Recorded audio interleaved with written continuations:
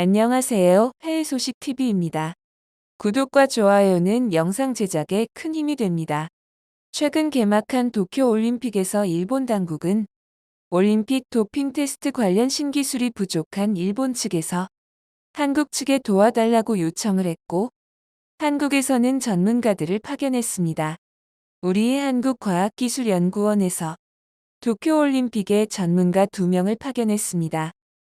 파견된 전문가 2명은 선수들이 금지 약물을 썼는지 찾아내는 도핑 전문가들입니다. 어제 도쿄에 파견 가서 오늘부터 본격 업무에 들어갔습니다. 한국과학기술연구원의 성창민 선임 연구원과 손정현 도핑 컨트롤 센터장인데요.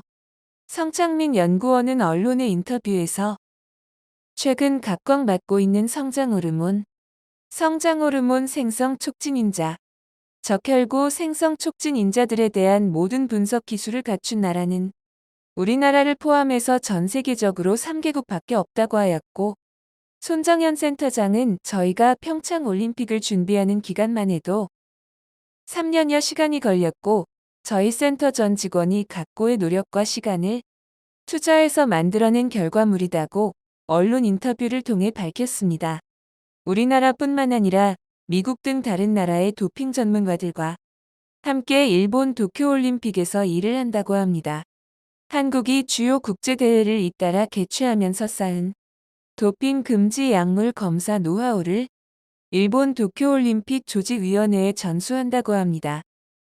한국과학기술연구원의 도핑 컨트롤 센터는 아시안게임과 올림픽 개최를 위해 1984년 설립되었고, 40년에 가까운 시간 동안 도핑 금지 약물에 대한 최신 검출 기술 개발과 연구 활동을 하고 있습니다.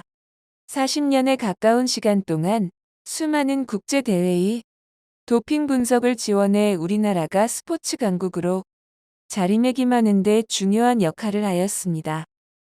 최근에는 뇌도핑, 유전자 도핑, 건조혈반, 선수생체 수첩 관리단 등 최신 분석 시스템을 갖추기 위해 연구하고 있습니다.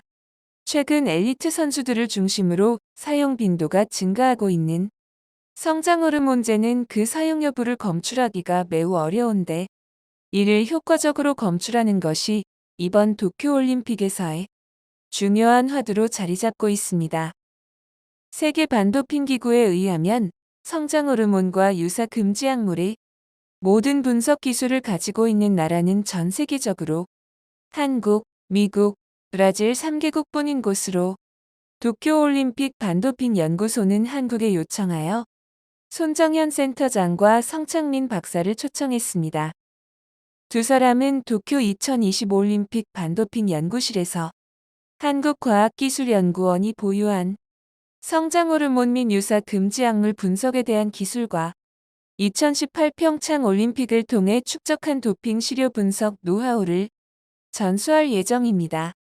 손정현 센터장은 선수들의 노력과 투지를 바탕으로 전 세계가 하나 되는 세계인의 축제 올림픽이 금지 약물로 얼룩지지 않도록 최신 분석 기술을 개발하고 선수 시료를 철저히 검증하겠다고 하였고, 우수한 우리나라의 분석 기술과 노하우를 이웃나라 일본에 전수할 수 있는 기회가 생겨서 매우 자랑스럽게 생각하며 대한민국 선수들의 선전을 기원한다고 하였습니다. 한편 도쿄올림픽을 두고 잡음이 이어지는 가운데 이번 올림픽을 취재 중인 한 프랑스 기자가 프레스센터에서 산 16,000원짜리 도시락을 지적하였는데요. 프랑스의 레지스 아르노 기자는 자신의 트위터에 새로운 올림픽 스캔들이라는 제목과 사진을 올렸습니다. 사진을 보면 일회용 도시락 용기에 빵과 고기 패티, 달걀 프라이, 감자튀김 등이 담겨 있는데요. 아르노 기자는 올림픽 미디어 프레스센터에서 구입한 버거라며 고무 같은 고기, 차가운 빵으로 구성된 게 약 1,600엔이라고 설명했습니다. 이를 본 일본 누리꾼들은 1,600엔이면 다른 곳에서 호화롭게 음식을 먹을 수 있는 돈이다. 일본을 방문한 동안 불편을 드려 대단히 죄송하다. 일본 국민들도 분노하고 있다와 같은 의견을 남겼습니다. 일본 정부는 코로나 감염병 확산 방지를 위해 올림픽 관계자들과 일반 시민들 간의 접촉을 금지했고, 이에 외신 취재진들 역시 프레스센터, 숙박시설, 경기장 등 내부에서 식사를 해결해야 하는 상황입니다. 한편 도쿄올림픽의 공식 후원사인 코카콜라조차도 프레스센터 내부에서 비싸게 판매되고 있다는 지적도 나왔습니다. 산케이 신문에 따르면 프레스센터 내부에 설치된 자판기에서 코카콜라 500ml 페트병 가격이 280엔이라고 밝혔습니다. 그러나 길거리에서는 160엔이라며 프레스센터에서 1.75배 비싸게 판매되고 있다는 지적을 했습니다. 올림픽 관계자들도 코카콜라가 비싸다고 평가하고 있습니다. 가격 때문인지 자판기를 이용하는 사람은 많이 보이지 않는다고 합니다. 한편 프레스센터에는 전 세계 취재진들이 몰려 거리두기가 유명무실해지고 미디어센터, 식당은 혼잡한 상황이라고 합니다. 취재 기자들의 거점인 경기장 미디어센터마다 자리가 없어 일부 취재진은 자리를 잡지 못해 바닥에 앉아 기사를 송고하고 거리두기는 엄두조차 하지 못하고 있는 상황입니다. 곳곳에서 마스크를 벗고 일하는 사람도 많았고 도쿄올림픽 조직위원회는 경기장 미디어센터 구석에 음식물 섭취 구역을 따로 지정했지만 자리를 잡지 못한 취재진들이 업무를 보면서 포화 상태가 되었습니다. 식당이 기능을 잃자 취재진들은 업무 자리에서 식사를 하기 시작했고 텐트 형식으로 설치된 미디어 센터는 너무 더워 마스크를 벗고 일하는 사람들이 많이 있습니다. 한 경기장 미디어 센터 관계자는 너무 위험한 환경이다. 어쩔 도리가 없다라는 말을 되풀이할 뿐이었습니다.